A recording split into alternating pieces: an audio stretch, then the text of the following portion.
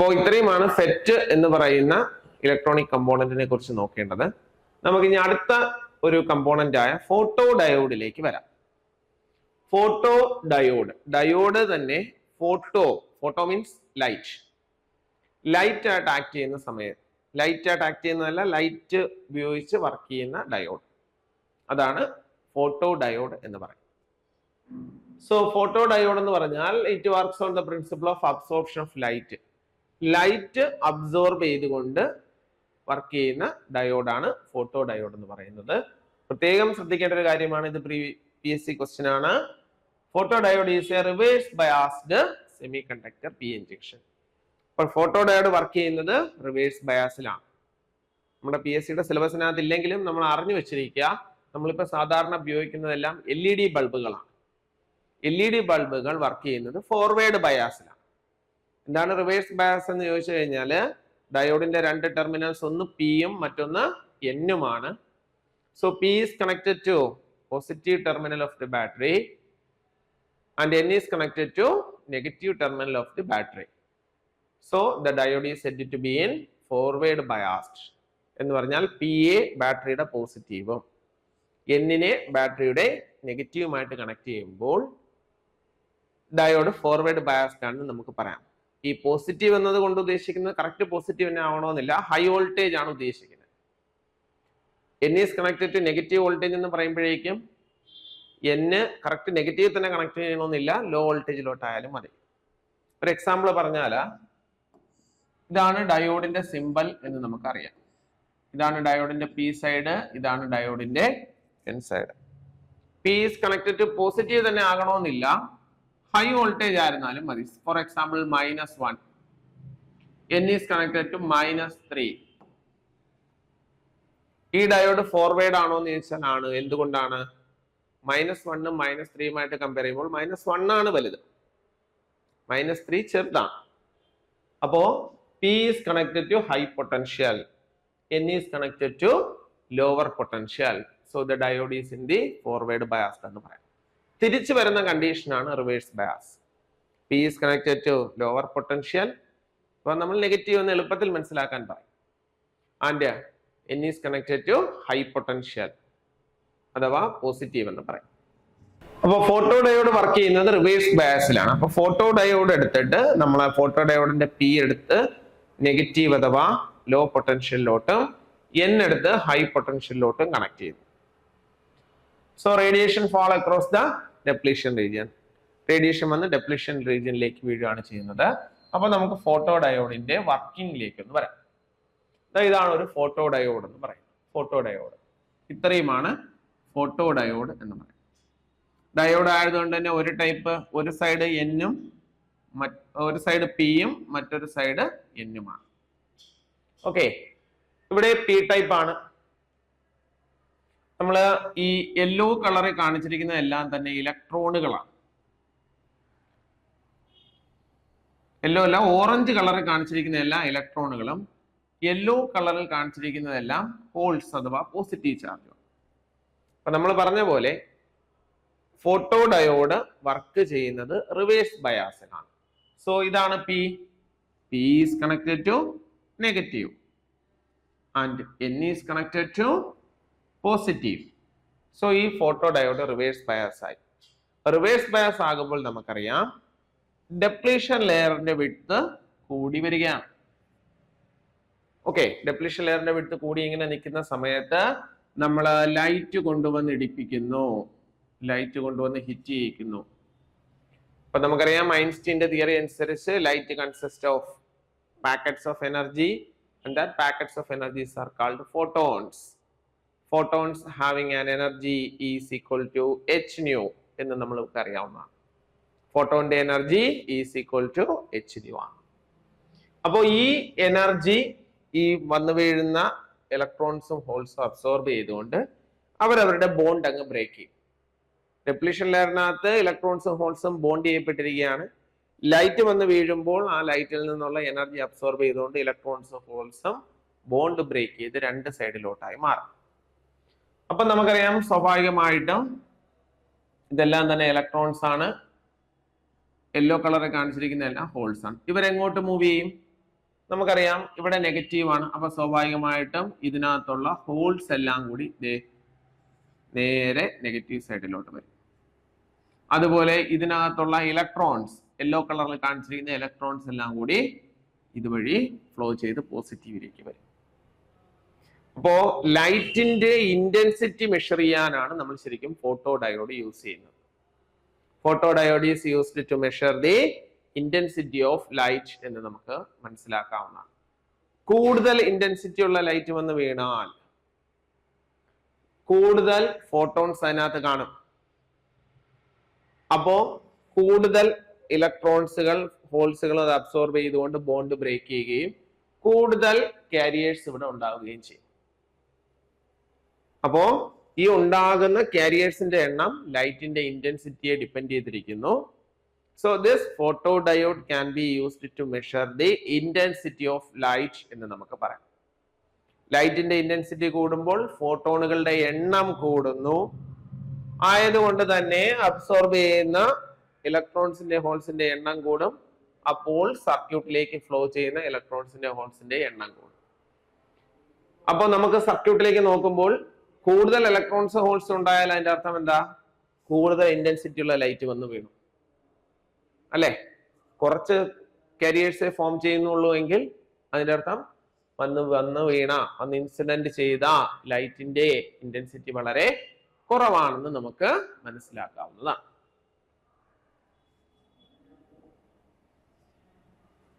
So ഇതാണ് ഒരു photo ഡയോഡിന്റെ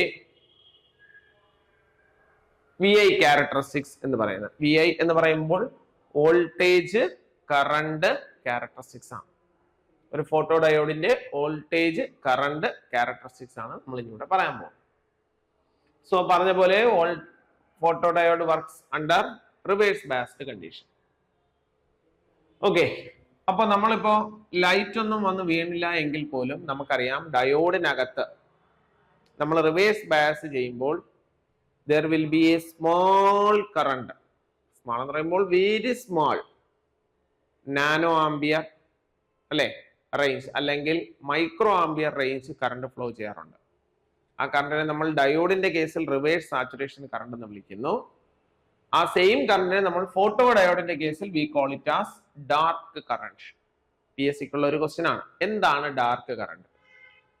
ലൈറ്റ് ഇൻസിഡന്റ് ചെയ്യുന്നതിന് മുമ്പ് ഡയോഡിൽ കൂടി ഫ്ലോ ചെയ്യുന്ന വെരി സ്മോൾ കറണ്ടിനെ നമ്മൾ വിളിക്കുന്ന പേരാണ് ഡാർക്ക് കറണ്ട്. ഓർത്തിരിക്കാൻ എളുപ്പമാണ്. ലൈറ്റ് വന്ന് വീണില്ല, ലൈറ്റ് ഇല്ലെങ്കിൽ അവിടെ എന്താ സിറ്റുവേഷൻ? ഡാർക്ക് ആണ്. സോ ആ ഡാർക്ക് ആയിരിക്കുന്ന സമയത്ത് ചെറിയൊരു കറണ്ട് ഉണ്ട്. ആ കറണ്ട് നമ്മൾ വിളിക്കുന്ന പേരാണ് ഡാർക്ക് കറണ്ട് എന്ന് പറയുന്നത്. അപ്പോ ലൈറ്റ് ഇല്ലെങ്കിൽ photo diode act like A normal diode, സാധാരണ ഒരു ഡയോഡ് പോലെ തന്നെയാണ്. അതുകൊണ്ട് സാധാരണ ഡയോഡിന്റെ ഗ്രാഫ് തന്നെയാണ് ഇങ്ങനെ കാണിച്ചിരിക്കുന്നത്. കണ്ടില്ലേ, ലൈറ്റ് വന്ന് വീണിട്ടില്ല ഇവിടെ. So that current is called dark current. പേരിൽ നിന്ന് തന്നെ പഠിക്കുക, ദാറ്റ് ഈസ് ഡാർക്ക് കറണ്ട്. ഇനി നമ്മൾ ലൈറ്റ് ഇൻസിഡന്റ് ചെയ്യിക്കുന്നുണ്ടെങ്കിലോ, 10,000 lumens per meter square light വന്ന് ഇൻസിഡന്റ് ചെയ്താൽ ഡാർക്ക് കറണ്ടിനേക്കാൾ കൂടുതൽ കറണ്ട് ഡയോഡിൽ കൂടി ഫ്ലോ ചെയ്യും. കണ്ടോ, ലൈറ്റിന്റെ intensity of light lumen per meter square, ഒരു യൂണിറ്റ് ഏരിയയിൽ വന്ന് വീഴുന്ന ലൈറ്റിന്റെ ഇന്റൻസിറ്റി നമ്മൾ ഇൻക്രീസ് ചെയ്യുന്നതിനനുസരിച്ച് 10,000 which is changes to 15,000, then 20,000, 25,000. ലൈറ്റിന്റെ ഇന്റൻസിറ്റി കൂടുന്നതിനനുസരിച്ച് കറണ്ടിന്റെ ഫ്ലോയും എന്ത് ചെയ്യുന്നു? കൂടി വരുന്നതായിട്ട് നമുക്ക് കാണാം. റിവേഴ്സ് കറണ്ട് ഇൻക്രീസ് ചെയ്യുന്നതായിട്ട് നമുക്ക് കാണാൻ കഴിയും. ഓക്കെ,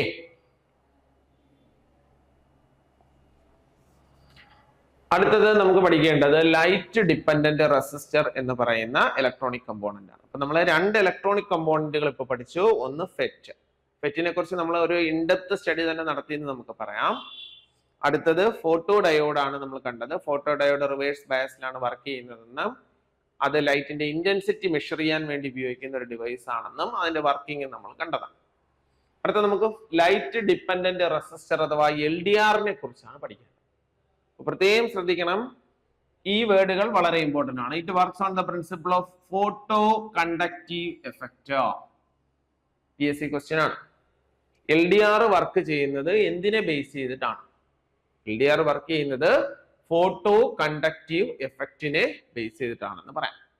ഫോട്ടോ കണ്ടക്റ്റീവ് എഫക്റ്റ് എന്ന് പറഞ്ഞാൽ എന്താണ്? Photo means light, photon light. Light വന്ന് വീഴുന്നതിനനുസരിച്ച് കണ്ടക്ടിവിറ്റി വേരി ചെയ്യും. കണ്ടക്ടിവിറ്റി വേരി ചെയ്യുന്നത് എന്തുകൊണ്ടായിരിക്കും? റെസിസ്റ്റൻസ് വേരി ചെയ്യുന്നത് കൊണ്ടായിരിക്കും. So it is called light dependent resistor. അപ്പൊ ലൈറ്റ് വന്ന് വീഴുന്നതിനനുസരിച്ച് കണ്ടക്ടിവിറ്റി റെസിസ്റ്റൻസിൽ ചേഞ്ച് വരുന്ന ഡിവൈസ് ആണ് ലൈറ്റ് ഡിപ്പെൻഡന്റ് റെസിസ്റ്റർ എന്ന് നമുക്ക് പറയാം. വെൻ ലൈറ്റ്, ഇതിന് നമ്മുടെ ഫോട്ടോ ഡയോഡിന്റെ വർക്കിങ്ങുമായിട്ട് വളരെയധികം സിമിലാരിറ്റി ഉണ്ട്. എന്താണ് വ്യത്യാസമെന്ന് നമുക്ക് അടുത്ത സ്ലൈഡിൽ പറയാം. വർക്കിംഗ് പറയുമ്പോൾ നമ്മുടെ ഫോട്ടോ ഡയോഡിന്റെ അതേ കോൺസെപ്റ്റ് തന്നെയാണ്. When light radiations false on A semi conductor, light radiations ഒരു സെമി കണ്ടക്ടറിൽ വന്ന് വീഴുമ്പോൾ കോവാലന്റ് ബോണ്ട് ബ്രേക്ക്, കോവാലന്റ് ബോണ്ടുകൾ ബ്രേക്ക് ചെയ്തിട്ട് ആൻഡ് ഡിക്രീസസ് റെസിസ്റ്റിവിറ്റി. അപ്പോൾ മെറ്റീരിയൽസ് ഉണ്ടാക്കാൻ നമുക്ക് വേണ്ട മെറ്റീരിയൽസ് എന്തൊക്കെയാണ് എന്ന് നമുക്ക് നോക്കാം. LDR ഉണ്ടാക്കാൻ വേണ്ട മെയിൻ ആയിട്ടുള്ള മെറ്റീരിയൽസ് നമ്മൾ സാധാരണ യൂസ് ചെയ്യുന്നത് cadmium sulphide, cadmium selenide and zinc sulphide ആണ്. പക്ഷെ ഇതിനകത്ത് നമ്മൾ ഏറ്റവും കൂടുതൽ ഉപയോഗിക്കുന്നത് കാഡ്മിയം സൾഫൈഡ് ആണ്. നമ്മൾ PSC ക്വസ്റ്റ്യനുകളിൽ നോക്കിക്കഴിഞ്ഞാൽ ഓപ്ഷൻ കൂടുതലും തന്നിട്ടുള്ളത് കാഡ്മിയം സൾഫൈഡ് ആണ്. അതുകൊണ്ടാണ് അത് നമ്മൾ ഹൈലൈറ്റ് ചെയ്തിരിക്കുന്നത്. അതൊന്ന് ശ്രദ്ധിച്ചേക്കാം. അപ്പോൾ LDR ഉണ്ടാക്കാനായിട്ട് നമ്മൾ മെയിനായിട്ട് ഉപയോഗിക്കുന്ന മെറ്റീരിയൽ എന്ന് പറയുന്നത് കാഡ്മിയം സൾഫൈഡ് ആണ്. അപ്പൊ എന്താണ്, ഞാൻ നേരത്തെ പറഞ്ഞ പോലെ എന്താണ് ഫോട്ടോ ഡയോഡുമായിട്ട് LDRനുള്ള ഒരു ചേഞ്ച് അല്ലെങ്കിൽ ഒരു വ്യത്യാസം എന്താണെന്ന് നമുക്ക് നോക്കാം. Photo conductive cells do not have a junction like photo diode.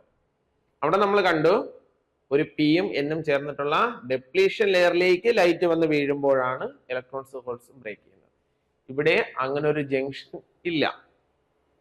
Okay, അടുത്ത നമുക്ക് അതിന്റെ സ്ട്രക്ചർ കാണുമ്പോൾ മനസ്സിലാവും. ഇവിടെ അങ്ങനെ ഒരു ജംഗ്ഷനേ ഇല്ല.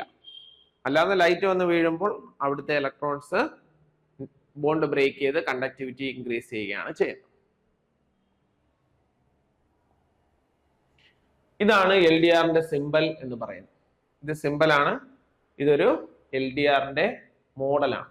നമ്മളൊരു ഇലക്ട്രോണിക്സ് കടയിൽ ചെന്നിട്ട് ഒരു LDR വേണമെന്ന് പറഞ്ഞാൽ ഇതുപോലുള്ള ഒരു സാധനമാണ് അവരെടുത്ത് തരുന്നത്. ഇതിന്റെ ടോപ്പ് ഇവിടെയാണ് ലൈറ്റ് വന്ന് ഇൻസിഡൻറ്റ് ചെയ്യുന്നത്. ഇവിടെ ലൈറ്റ് വന്ന് വീഴും.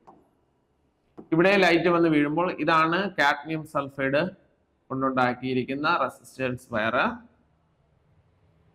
റെസിസ്റ്റീവ് ഏരിയ, വയർ എന്ന് പറയാൻ പറ്റില്ല, റെസിസ്റ്റീവ് ഏരിയ. ആ റെസിസ്റ്റീവ് ഏരിയയിൽ ലൈറ്റ് വന്ന് ഹിറ്റ് ചെയ്യുമ്പോൾ അവിടെ ഇലക്ട്രോൺസ് ബോണ്ട് ബ്രേക്ക് ചെയ്യുന്നു. കോവാലന്റ് ബോണ്ട് ബ്രേക്ക് ചെയ്ത് അതുവഴിയുള്ള കറണ്ട് ഫ്ലോ ഇൻക്രീസ് ചെയ്യും. അപ്പൊ ഇവിടെ ഒരു ജംഗ്ഷൻ ഇല്ല. PN എന്ന് പറയുന്ന അങ്ങനെ ഒരു ജംഗ്ഷനേ ഇല്ല. ഇതാണ് LDRും ഫോട്ടോ ഡയോഡും തമ്മിലുള്ള മെയിൻ ആയിട്ടുള്ള ഡിഫറൻസ് എന്ന് പറയുന്നത്. അപ്പൊ നമുക്ക് നോക്കൂ, LDRന്റെ ഒരു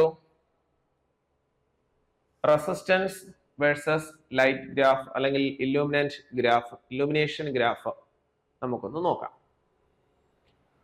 അപ്പോ നമ്മൾ LDR സാധാരണ ഉപയോഗിക്കുന്നത് നമ്മുടെയൊക്കെ വീടുകളിൽ നമ്മളിപ്പോ ഓട്ടോമാറ്റിക് ലൈറ്റ് സിസ്റ്റം ചെയ്യാറുണ്ട്. ഓട്ടോമാറ്റിക് ലൈറ്റ് സിസ്റ്റം എന്ന് പറഞ്ഞു കഴിഞ്ഞാൽ ഇപ്പൊ രാവിലെ ആകുമ്പോൾ നമ്മൾ വീട്ടിലിട്ടിരിക്കുന്ന ബൾബ് ഓട്ടോമാറ്റിക്കലി ഓഫ് ആവുകയും വൈകുന്നേരം ആകുമ്പോൾ ആ ബൾബ് ഓട്ടോമാറ്റിക്കലി ഓൺ ചെയ്യുകയും ചെയ്യുന്നു. അത് നമുക്ക് വളരെ ലളിതമായിട്ട് ഒരു LDR ഉപയോഗിച്ച് ചെയ്യാൻ കഴിയും. ഓക്കെ, അപ്പൊ അങ്ങനെ ഒരു LDR നമ്മൾ ഉപയോഗിച്ച് കഴിഞ്ഞാൽ നമുക്ക് കാണാൻ കഴിയുന്ന ആ LDRന്റെ ഗ്രാഫ് ഇതായിരിക്കും. ഡാർക്ക് നൈറ്റിൽ നമുക്കറിയാം ലൈറ്റ് ഇല്ല. ലൈറ്റ് ഇല്ലാത്തത് കൊണ്ട് തന്നെ കാഡ്മിയം സൾഫൈഡിന്റെ അവിടെ ബോണ്ട് ബ്രേക്കിംഗ് ഇല്ല.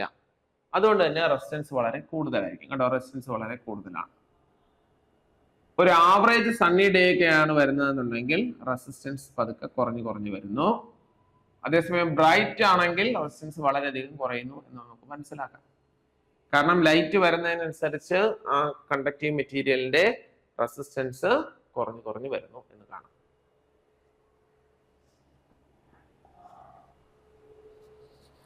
അടുത്തത് സോളാർ സെല്ലാണ്. Solar cell. ഇപ്പൊ സോളാർ സെൽ എന്ന് പറയുമ്പോൾ നമുക്കറിയാം നമ്മളിപ്പോ വളരെയധികം ഉപയോഗിക്കുന്ന ഒരു കാര്യമാണ് സോളാർ പാനലുകൾ എന്ന് പറയുന്നത്. നമ്മളെയൊക്കെ വീടുകളിലും ഒക്കെ പലർക്കും ചെറിയ ലൈറ്റ് സിസ്റ്റംസ് ഒക്കെ വാങ്ങിക്കുമ്പോൾ അതിന്റെ കൂട്ടത്തിൽ സോളാർ പാനലുകൾ വെച്ച് നമുക്ക് കിട്ടാറുണ്ട്. സോളാർ പാനൽ എന്ന് പറഞ്ഞാൽ സോളാർ സെല്ലുകളുടെ ഒരു ഗ്രൂപ്പാണ് സോളാർ പാനൽ എന്ന് പറയും. അപ്പോൾ സോളാർ സെൽ എന്ന് പറയുന്നത് സോളാർ സെല്ല് ചേർത്ത് വെച്ച് നമ്മൾ സോളാർ പാനൽ ഉണ്ടാക്കുന്നു. അപ്പൊ എന്താണ് സോളാർ സെൽ എന്ന് ചോദിച്ചാൽ അത് ബേസിക്കലി ഒരു പി എൻ ജംഗ്ഷൻ തന്നെയാണ്, ഒരു പി എൻ ജംഗ്ഷൻ ഡയോഡ് എന്ന് നമുക്ക് പറയാം. നമ്മുടെ ഫോട്ടോ ഡയോഡിന്റെ അതേ പ്രിൻസിപ്പിൾ തന്നെയാണ് സോളാർ സെല്ലിനും ഉള്ളത്. വ്യത്യാസം എന്താണെന്ന് പറഞ്ഞാൽ നമ്മൾ അണ്ടർലൈൻ ചെയ്തിരുന്നു ആ സ്ലൈഡിനകത്ത്. ഫോട്ടോ ഡയോഡ് എന്ന് പറയുമ്പോൾ works under reverse biased condition. നമ്മൾ നേരെ മെൻഷൻ ചെയ്തൊരു കാര്യമാണ്, നമ്മളത് ഹൈലൈറ്റും ചെയ്തിട്ടുണ്ടായിരുന്നു. Photo diode works under reverse biased condition. അപ്പോൾ നമ്മൾ വർക്കിങ്ങിനകത്തും കണ്ടു. സോ ഫോട്ടോ ഡയോഡ് എടുത്തു കഴിഞ്ഞാൽ അവിടെ നമ്മൾ എന്ത് ചെയ്യണം, ഒരു സെല്ല് പർപ്പസ്ഫുള്ളി കണക്ട് ചെയ്തതിനെ റിവേഴ്സ് ബയാസ് ചെയ്യും. എന്നാൽ സോളാർ സെൽ എന്ന് പറയുമ്പോഴേക്കും നമ്മൾ സോളാർ സെല്ല് ഫോം ചെയ്യുന്ന സമയത്ത് തന്നെ അവിടെ ഒരു P N junction, reverse biased junction fabricate ചെയ്ത് വയ്ക്കും. അവിടേക്ക് ലൈറ്റ് വന്ന് വീഴുമ്പോൾ നേരത്തെ ഫോട്ടോ ഡയോഡിൽ കണ്ട പോലെ ഇലക്ട്രോൺസും ഹോൾസും ബോണ്ട് ബ്രേക്ക് ചെയ്തുകൊണ്ട് കറണ്ട് ഫ്ലോ സ്റ്റാർട്ട് ചെയ്യുകയാണ് ചെയ്യുന്നത്. അപ്പൊ ആ എഫക്റ്റിനെ നമ്മൾ വിളിക്കുന്ന പേരാണ് ഫോട്ടോ വോൾട്ടായിക് എഫക്റ്റ്. വളരെ വളരെ വളരെ ഇമ്പോർട്ടന്റ് ആണ്. സോളാർ സെല്ല് വർക്ക് ചെയ്യുന്നത് എന്ത് എഫക്റ്റിനെ ബേസ് ചെയ്തിട്ടാണ്? Photo voltaic effect. തൊട്ട് മുമ്പ് നമ്മൾ കണ്ടു LDR വർക്ക് ചെയ്യുന്നത് ഫോട്ടോ കണ്ടക്റ്റീവ് എഫക്റ്റ് ആണ്.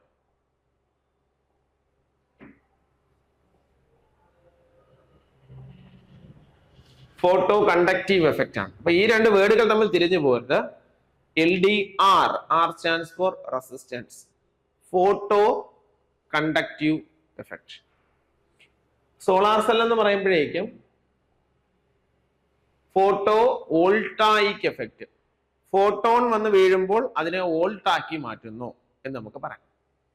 ഓക്കെ, ലൈറ്റ് വന്ന് വീഴുമ്പോൾ അതിന് കറസ്പോണ്ടിങ് വോൾട്ടേജ് ജനറേറ്റ് ചെയ്യുന്നു എന്ന് ആലോചിച്ചാൽ, ഇതിന്റെ വർക്കിംഗ് ആലോചിച്ചാൽ നമുക്ക് ആ എഫക്റ്റിന്റെ പേര് ഓർത്തിരിക്കാവുന്നതാണ്. അപ്പോ സോളാർ സെല്ലിന്റെ പ്രിൻസിപ്പിൾ എന്ന് പറയുന്നത് ഫോട്ടോ വോൾട്ടായിക് എഫക്റ്റ് ആണ്. അത് പ്രത്യേകം ശ്രദ്ധിച്ചുകൊണ്ടിരിക്കുന്ന ഒരു പോയിന്റ് ആണ്.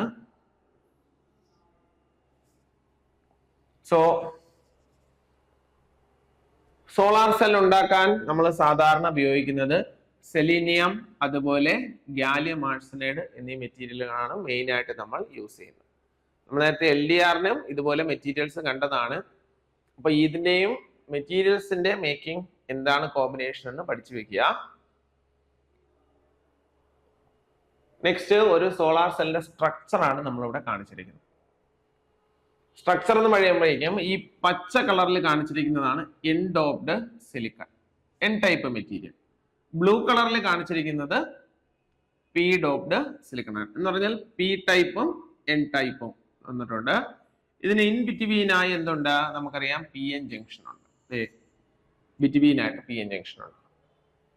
ഇനി ഈ എൻ ഡോപ്ഡിന്റെ തൊട്ട് മുകളിൽ ആന്റി റിഫ്ലക്ഷൻ കോട്ടിംഗ് നമ്മൾ കൊടുത്തിട്ടുണ്ട്. എന്തിനാണ് ആന്റി റിഫ്ലക്ഷൻ കോട്ടിംഗ് കൊടുക്കുന്നത്?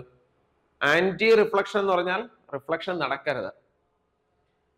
ലൈറ്റ് വന്ന് ഇതിലേക്ക് ഹിറ്റ് ചെയ്താൽ റിഫ്ലക്ട് ചെയ്ത് തിരിച്ചു പോകരുത്. റിഫ്ലക്ട് ചെയ്താൽ പോയി കഴിഞ്ഞാൽ നമുക്ക് എനർജി കിട്ടില്ല. അപ്പോ ഈ വന്നു വീഴുന്ന ലൈറ്റിനെ റിഫ്ലക്ട് ചെയ്ത് പോവാതെ നേരെ ഇങ്ങ് പി എൻ ജംഗ്ഷനിലോട്ട് കടത്തി വിടുക.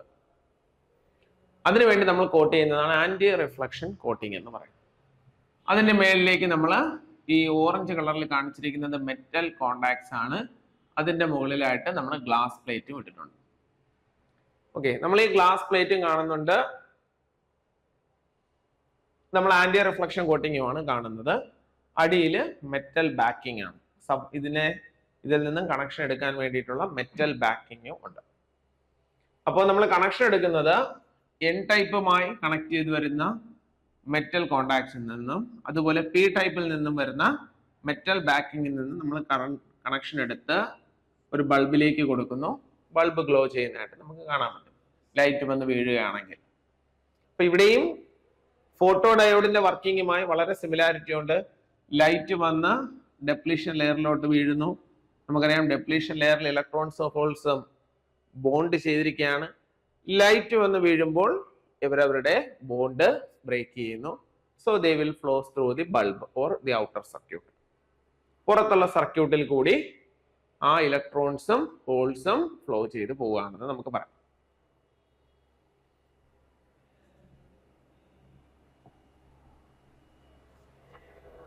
ഇനി അടുത്തത് നമ്മൾ പുതിയ ഒരു സെക്ഷനിലേക്കാണ് കിടക്കാൻ പോകുന്നത്.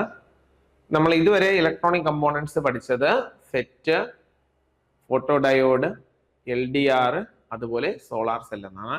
അതുപോലെ സോളാർ സെല്ലിൽ ഒരു കാര്യം പറയാനുള്ളത്, സോളാർ സെല്ലിന്റെ VA ഗ്രാഫ് എന്ന് പറയുന്നത് നമ്മൾ വരയ്ക്കുന്നത് 4th ക്വാഡ്രന്റിലാണ്.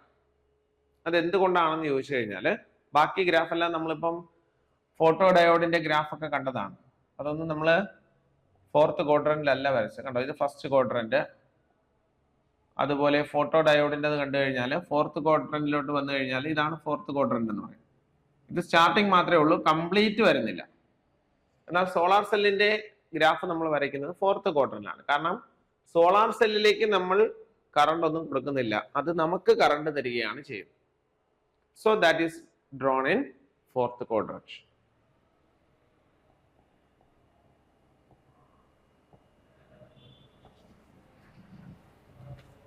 നമുക്ക് അടുത്ത പുതിയതായ ഒരു ടോപ്പിക്കാണ് ഓപ്പറേഷണൽ ആംപ്ലിഫയേഴ്സ് അഥവാ ഓപ്പ് ആമ്പുകളെ കുറിച്ചാണ് നമുക്ക് പഠിക്കേണ്ടത്. Operational amplifiers.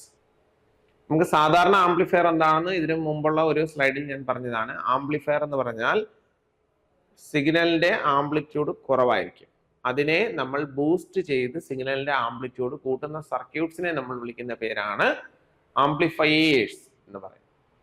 അപ്പൊ നമ്മളൊരു ആംപ്ലിഫയർ ഉണ്ടാക്കി, പക്ഷെ ആ ആംപ്ലിഫയറിന്റെ പ്രത്യേകത എന്ന് പറയുന്നത് it can perform some mathematical operations. അതുകൊണ്ടാണ് അതിനെ ഓപ്പറേഷണൽ ആംപ്ലിഫയർ എന്ന് വിളിക്കുന്നത്. നമ്മളൊരു ആംപ്ലിഫയർ ഉണ്ടാക്കി, പക്ഷെ ആംപ്ലിഫയറിന്റെ ആംപ്ലിഫിക്കേഷനോടൊപ്പം തന്നെ നമ്മുടെ ചില മാത്തമാറ്റിക്കൽ ഓപ്പറേഷൻസ് കൂടി പെർഫോം ചെയ്യാൻ കഴിയുന്നു. That is why that amplifier is called op amp, operational amplifier. Op amp is used to amplify AC and DC signals. AC യും DC യും ആംപ്ലിഫൈ ചെയ്യാൻ പറ്റും. അതുപോലെ തന്നെ it can perform mathematical operations. Mathematical operations എന്നുകൊണ്ട് ഉദ്ദേശിക്കുന്നത് addition ചെയ്യും, അതുപോലെ സബ്ട്രാക്ഷൻ ചെയ്യും. ഈവൻ നമ്മുടെ കാൽക്കുലസിലുള്ള ഓപ്പറേഷൻസ് ആയ ഇന്റഗ്രേഷൻ, ഡിഫറൻസിയേഷൻ എന്നീ കാര്യങ്ങളെല്ലാം തന്നെ നമുക്ക് ഈ ആംപ്ലിഫയർ ഉപയോഗിച്ച് ചെയ്യാൻ പറ്റുന്നതാണ്. അപ്പോൾ ഒരു ഓപ്പാമിന്റെ സിമ്പൽ ആണ് ഇവിടെ കാണിച്ചിരിക്കുന്നത്. ഒരു ഓപ്പാമിന് പ്രധാനമായിട്ടും 2 ടെർമിനലുകളാണുള്ളത്. അതൊരു IC ആയിട്ട് നമുക്ക് കിട്ടും. IC ആയതുകൊണ്ട് തന്നെ അത് വർക്ക് ചെയ്യുന്നതിന് ഒരു പോസിറ്റീവ് ടെർമിനൽ വേണം, ഒരു നെഗറ്റീവ് ടെർമിനൽ വേണം. അത് കൂടാതെ ഉള്ള 2 പ്രധാനപ്പെട്ട 2 ടെർമിനലുകളാണ്, ഒന്ന് V+ഉം മറ്റൊന്ന് V-. V+നെ നമ്മൾ വിളിക്കുന്ന പേര് നോൺ ഇൻവേർട്ടിംഗ് ടെർമിനൽ എന്നും V-നെ നമ്മൾ വിളിക്കുന്ന പേര് ഇൻവേർട്ടിംഗ് ടെർമിനൽ എന്നുമാണ്. എന്താണ് ഇൻവേർട്ടിംഗ് ടെർമിനൽ എന്ന് ചോദിച്ചാൽ, ഇവിടെ നമ്മളൊരു സിഗ്നൽ കൊടുത്താൽ നമുക്ക് ഇതിന്റെ ഔട്ട്പുട്ടിൽ കിട്ടുന്ന സിഗ്നൽ തല തിരിഞ്ഞിരിക്കും, ഇൻവേർട്ട് ചെയ്യപ്പെടും. എന്നാൽ V+ലാണ് നമ്മൾ കൊടുക്കുന്നതെങ്കിൽ അപ്പുറത്ത് കിട്ടുന്ന സിഗ്നൽസിന് യാതൊരു തലതിരിവുമില്ല. അതുകൊണ്ടാണ് നോൺ ഇൻവേർട്ടിംഗ്, ഇൻവേർട്ട് ചെയ്യുന്നില്ല. എന്നാൽ V-ൽ കൊടുക്കുന്ന സിഗ്നലിനെ അത് 180 ഡിഗ്രി ഫേസ് ഷിഫ്റ്റ് എന്ന് പറയും, ഒന്ന് കറക്കം. So it is called inverting terminal. അപ്പോൾ നമ്മുടെ സർക്യൂട്ട് ഇനി അനലൈസ് ചെയ്യുമ്പോൾ ഈ ഒരു കോൺസെപ്റ്റ് നമുക്ക് വളരെ അത്യാവശ്യമുള്ള ഒരു കാര്യമാണ്. ഒരു ഓപ്പാമിന്റെ ബ്ലോക്ക് ഡയഗ്രത്തിലേക്കാണ് നമ്മൾ കടക്കാൻ പോകുന്നത്. ഒരു ഓപ്പാമിന്റെ inverting input, non inverting input, നമ്മൾ ഔട്ട്പുട്ട് എന്നിവ മാത്രമേ നമ്മൾ പുറമെ നിന്ന് നോക്കുമ്പോൾ കാണുന്നുള്ളൂ. അതിനകത്ത് 4 സ്റ്റേജുകളാണുള്ളത്. ഒന്നാമത്തെ സ്റ്റേജ് നമ്മുടെ input stage, second intermediate stage, third level shifting stage, 4 output stage. അപ്പൊ 4 സ്റ്റേജുകൾ ഏതൊക്കെയാണെന്ന് ചോദിച്ചാൽ, first input stage, intermediate stage, level shifting stage and the last one is output stage. ഈ ഓരോ സ്റ്റേജിനകത്ത് നമ്മൾ ഉപയോഗിച്ചിരിക്കുന്ന ആംപ്ലിഫയറുകൾ ഏതൊക്കെയാണെന്നാണ് നമ്മൾ അടുത്ത് നോക്കാൻ പോകുന്നത്. Input stage. ഇൻപുട്ട് സ്റ്റേജിനകത്ത് നമ്മൾ ഉപയോഗിക്കുന്നത് dual input balanced output differential amplifier ആണ്. അപ്പൊ എന്താണ് ഡിഫറൻഷ്യൽ ആംപ്ലിഫയർ എന്ന് ചോദിച്ചു കഴിഞ്ഞാൽ an amplifier which produces the difference. Okay, ഇതിനകത്ത് പ്രധാനമായിട്ടും 2 ട്രാൻസിസ്റ്ററുകൾ വെച്ചാണ് നമ്മൾ ഡിഫറൻഷ്യൽ ആംപ്ലിഫയർ പറയുന്നത്. ഓക്കെ, ഇങ്ങനെ മുഖത്തോട് മുഖം നോക്കിയിരിക്കുന്ന 2 ട്രാൻസിസ്റ്ററുകൾ. ഓക്കെ, ഇവയുടെ എമിറ്ററുകൾ കോമൺ ആയിരിക്കും, കളക്ടറുകൾ കോമൺ ആയിരിക്കും. അതുപോലെ ഇവിടെ നമുക്ക് ഇൻപുട്ട് കൊടുക്കാം, ഇതിന്റെ ഇവിടെ നമുക്ക് ഇൻപുട്ട് കൊടുക്കാം. ഇങ്ങനെ വരുന്ന ആംപ്ലിഫയറിനെ നമ്മൾ വിളിക്കുന്ന പേരാണ് ഡിഫറൻഷ്യൽ ആംപ്ലിഫയർ. BJT ഉപയോഗിച്ച് മാത്രമൊന്നുമല്ല നമുക്ക് ഡിഫറൻഷ്യൽ ആംപ്ലിഫയർ ഉണ്ടാക്കാൻ കഴിയുന്നത്, ഫെറ്റും ഉപയോഗിക്കാവുന്നതാണ്. ഞാനിവിടെ വരച്ചിരിക്കുന്നത് BJT ഉപയോഗിച്ചിട്ടുള്ള ട്രാൻസിസ്റ്ററാണ്, ഡിഫറൻഷ്യൽ ആംപ്ലിഫയർ ആണ്. ഇതിൽ ഡ്യുവൽ ഇൻപുട്ട് ബാലൻസ്ഡ് ഔട്ട്പുട്ട് എന്ന് പറഞ്ഞാൽ, ഡ്യുവൽ ഇൻപുട്ട് എന്ന് പറഞ്ഞാൽ ഈ സർക്യൂട്ടിന്റെ 2 സൈഡിൽ നിന്ന് നമ്മൾ ഇൻപുട്ട് കൊടുക്കും. ബാലൻസ്ഡ് ഔട്ട്പുട്ട് എന്ന് പറഞ്ഞാൽ ഇവിടുന്ന് ഒരു കണക്ഷൻ എടുക്കും, ഇവിടുന്ന് ഒരു കണക്ഷൻ, രണ്ടിന്റെയും കളക്ടറിൽ നിന്ന് ഔട്ട്പുട്ട് നമ്മൾ എടുക്കും. ഇതാണ് ബാലൻസ്ഡ് ഔട്ട്പുട്ട് എന്ന് പറയുന്നത്. അപ്പോ ഡിഫറൻഷ്യൽ ആംപ്ലിഫയർ തന്നെയാണ്. ആ ഡിഫറൻഷ്യൽ ആംപ്ലിഫയറിന്റെ 2 സൈഡിൽ നിന്ന് നമ്മൾ ഇൻപുട്ട് കൊടുക്കുകയും രണ്ടിന്റെയും കളക്ടറിൽ നിന്ന് വോൾട്ട് മീറ്റർ എടുത്തുകൊണ്ട് വരുന്നു. വോൾട്ട് മീറ്ററിന്റെ ഒരു എൻഡ് ഇവിടെ വയ്ക്കുന്നു, മറ്റേ എൻഡ് ഇവിടെ വയ്ക്കുന്നു. ഇവിടെ വെച്ച് നമ്മൾ ഔട്ട്പുട്ട് എടുക്കുന്നതാണ് ഡ്യുവൽ ഇൻപുട്ട്. 2 സ്ഥലത്തുനിന്ന് ഇൻപുട്ട് കൊടുക്കുന്നു. ബാലൻസ്ഡ് ഔട്ട്പുട്ട്, രണ്ടിന്റെയും കളക്ടറിൽ വോൾട്ട് മീറ്റർ കൊണ്ടുവച്ച് ഔട്ട്പുട്ട് കാണാം. എന്നാൽ ഇന്റർമീഡിയറ്റ് സ്റ്റേജ് ആയി നമ്മൾ ഉപയോഗിക്കുന്നത് എന്താണ്? Dual input unbalanced output differential amplifier. Unbalanced എന്ന് പറയുമ്പോഴേക്കും നമ്മൾ ഔട്ട്പുട്ട് എടുക്കുമ്പോൾ വോൾട്ട് മീറ്ററിന്റെ പോസിറ്റീവ് എൻഡ് ഒരു ട്രാൻസിസ്റ്ററിൽ കൊണ്ടുവയ്ക്കും, രണ്ടാമത്തെ എൻഡ് നമ്മൾ ഗ്രൗണ്ടിലേക്കായിരിക്കും വെക്കുക. അപ്പൊ അതിനെ നമ്മൾ അൺബാലൻസ്ഡ് എന്ന് വിളിക്കുന്നതിന്റെ കാരണം എന്താണെന്ന് മനസ്സിലാക്കാം.